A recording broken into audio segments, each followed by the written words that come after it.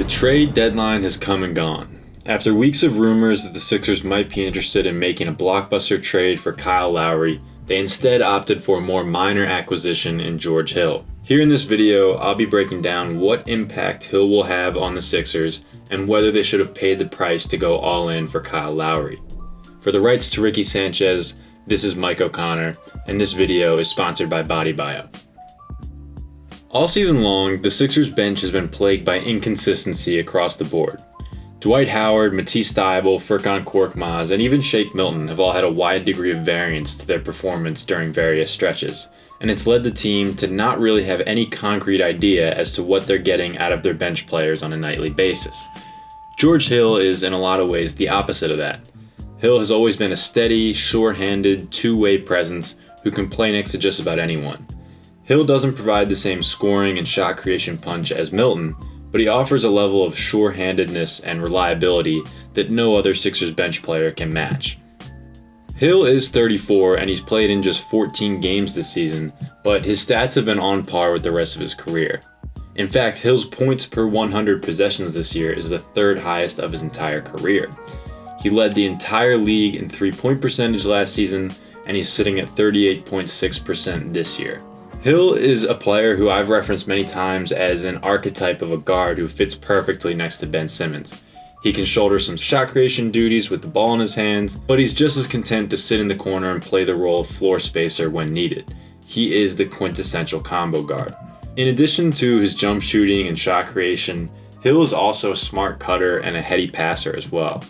In Sixers world, role players who can shoot, dribble, and pass have been hard to come by in recent years, so Hill should be a refreshing upgrade in that sense. The area where I have more questions on Hill is the defensive end. He's been a great defender for the majority of his career, but in the limited bit that I watched him in OKC this year, he looked pretty apathetic and relatively slow. Hopefully that changes when he rejoins a contending team, but he's probably a far cry from the lockdown defender that he once was. I have to consider him, though, to still be a net positive on defense. He's smart, tough, long, and is a clever off-ball defender as well. On a per-possession basis, his steal numbers are right around where they've been for the majority of his career. Because he's a better defender than Milton, it'll be interesting to see if Hill ever gets minutes in the closing lineups with the rest of the starters. On nights where Danny Green or Seth Curry are struggling, Doc Rivers has often opted to play Milton in those closing lineups. Hill at least provides a level of two-way presence that Milton and other bench players can't quite match, so I'm curious to see if that means Rivers will choose him to close games.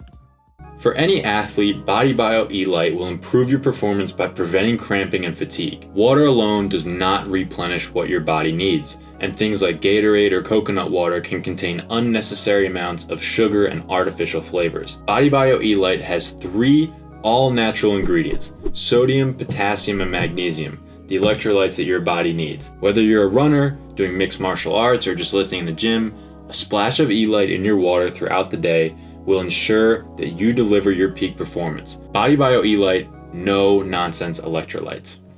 In general, I'd like to see Rivers use this acquisition as a means of playing some smaller lineups.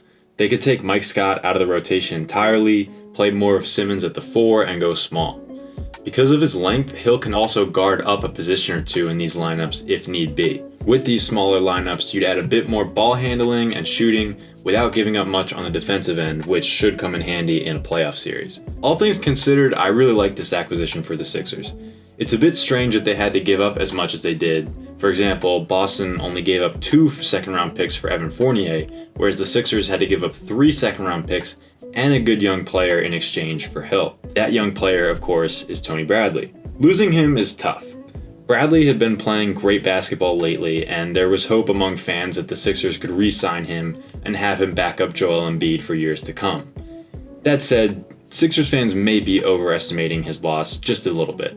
He's a serviceable backup center at best, and while solid backup centers have been hard to come by in years past, Dwight Howard is proof that a good backup big can be found for next to nothing. Another interesting element to the George Hill trade, which maybe explains the cost, is that Hill is under contract for next season, partially guaranteed. The Sixers could either pay him $1.3 million to wipe him off the books, or keep him and pay him $10 million. My guess is that they end up keeping him, partly in an effort to ensure that they have enough tradable salaries next season. If they keep Hill and re-sign Danny Green to, say, a $10 million deal, those two alone are enough to get you into the conversations for a star trade next season from a salary matching perspective. Speaking of star trades, the other noteworthy development from today is that the Sixers, of course, did not trade for Kyle Lowry.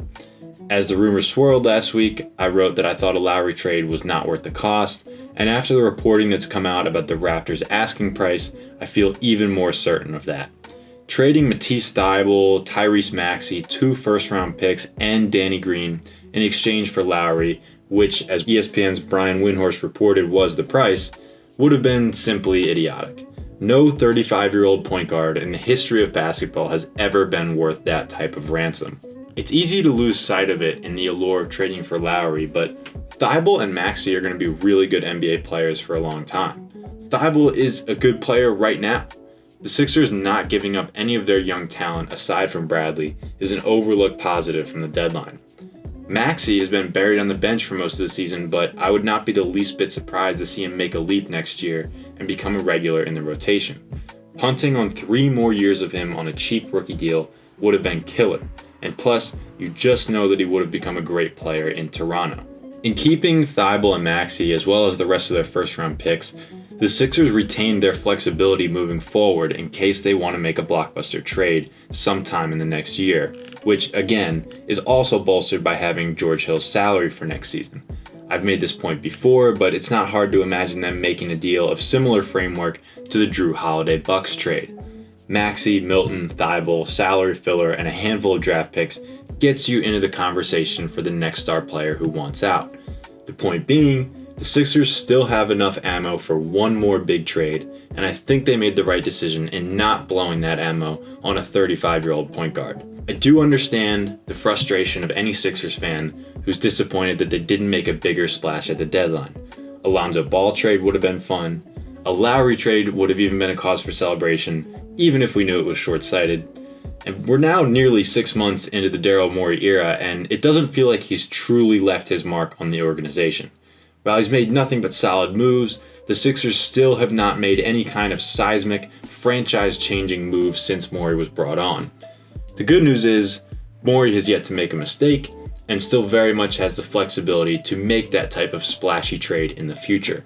The Sixers are the number 1 seed in the conference with a ton of young players, and they've just added another quality role player at a position of need who is locked up through next season. I wouldn't say the deadline is a cause for celebration, but it's a marginal improvement nonetheless.